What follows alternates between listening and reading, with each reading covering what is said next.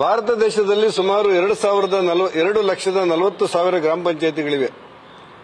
ಆ 2 ಲಕ್ಷದ ಗ್ರಾಮ ಪಂಚಾಯಿತಿಗಳ ಪೈಕಿ 27 ಪಂಚಾಯಿತಿಗಳಿಗೆ ನೀರು ನಿರ್ವಹಣೆ, ವೇಸ್ಟ್ ಮ್ಯಾನೇಜ್ಮೆಂಟ್, ಸಮಗ್ರ ಅಭಿವೃದ್ಧಿಗೋಸ್ಕರ 27 ಪಂಚಾಯಿತಿಗಳಿಗೆ ರಾಷ್ಟ್ರೀಯ ಪುರಸ್ಕಾರಗಳು ಸಿಗುತ್ತೆ.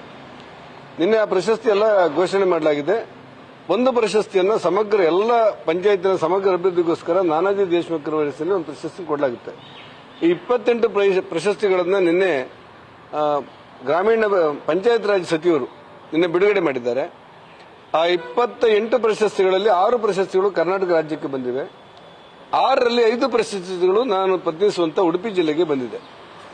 5 ಪ್ರಶಸ್ತಿಗಳನ್ನು ಪಡೆದಿರುವಂತಹ ಉಡುಪಿ ಜಿಲ್ಲೆ ಬಹುತೇಕ ರಾಷ್ಟ್ರದಲ್ಲಿ 2,40,000 ಗ್ರಾಮ ಪಂಚಾಯಿತಿಗಳಲ್ಲಿ ಉಡುಪಿ ಜಿಲ್ಲೆಗೆ 5 ಪ್ರಶಸ್ತಿ ಬಂದಿದೆ ಅನ್ನೋದು ನಮಗೆ ತುಂಬಾ ಸಂತೋಷದ ವಿಚಾರಗಳು. ನಮ್ಮೂರಿನ ಮಡಮಕ್ಕಿ, ನಮ್ಮೂರಿನ ಅಕ್ಲಾಡಿ, ವಣಸೆ, ಮುದ್ರಾಡಿ, ಸಾಣೂರು ಎಲ್ಲ ಪಂಚಾಯಿತಿಗಳು ರಾಷ್ಟ್ರೀಯ ಮಟ್ಟದಲ್ಲಿ ಪ್ರಶಸ್ತಿ ಪಡೆದನ್ನು ಅತ್ಯಂತ ಸಂತೋಷದಿಂದ ನಾನು ಸ್ವೀಕಾರ ಮಾಡಿದ್ದೇನೆ.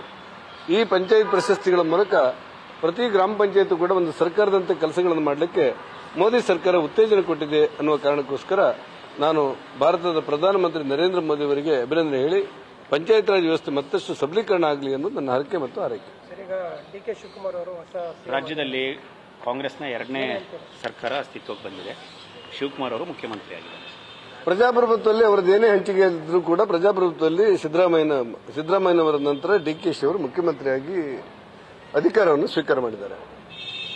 ಸಹಜವಾಗಿ ನಮ್ಮ ಆಶೆ ಇದೆ, ಇನ್ನುಳಿದ ಅವಧಿಗಳಲ್ಲಾದರೂ ಕೂಡ ಒಂದು ಭ್ರಷ್ಟಾಚಾರ ಮುಕ್ತವಾದಂಥ ಶುದ್ಧವಾದಂಥ ಆಡಳಿತವನ್ನ ಡಿಕೆಶಿ ಅವರ ಸರ್ಕಾರ ಕೊಡಲಿ ಅನ್ನೋದು ನಮ್ಮ ಹರಕೆ ಆರೈಕೆ. ಮತ್ತು ರಾಜ್ಯದಲ್ಲಿರುವಂತಹ ರಾಜ್ಯದಿಂದ ಪ್ರತಿನಿಧಿಸುವಂತ ಎಲ್ಲ ಸಂಸತ್ ಸದಸ್ಯರು ನಾವು ರಾಜ್ಯದ ಅಭಿವೃದ್ಧಿಗೋಸ್ಕರ ಹೊಸ ಸರ್ಕಾರಕ್ಕೆ ಮತ್ತು ಹೊಸ ಮುಖ್ಯಮಂತ್ರಿಗಳಿಗೆ ಪೂರ್ಣ ಸಹಕಾರವನ್ನು ಕೊಡ್ತೇವೆ.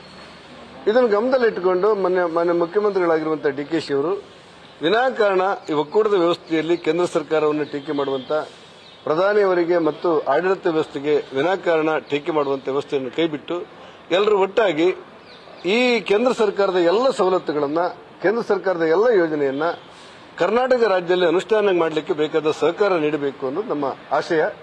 ಅದೇ ರೀತಿ ರಾಜ್ಯ ಸರ್ಕಾರಕ್ಕೆ ಏನೇನು ಸಹಕಾರ ಕೊಡಬೇಕು ಎಲ್ಲವನ್ನ ನಾವು ಸಂಸದರಾಗಿ ನೀಡಲಿಕ್ಕೆ ಬದ್ಧರಿದ್ದೇವೆ. ನ್ಯೂಸ್ ಫಸ್ಟ್, ನಿರ್ಭೀತಿಯಿಂದ ನಿಮ್ಮ ಪರವಾಗಿ.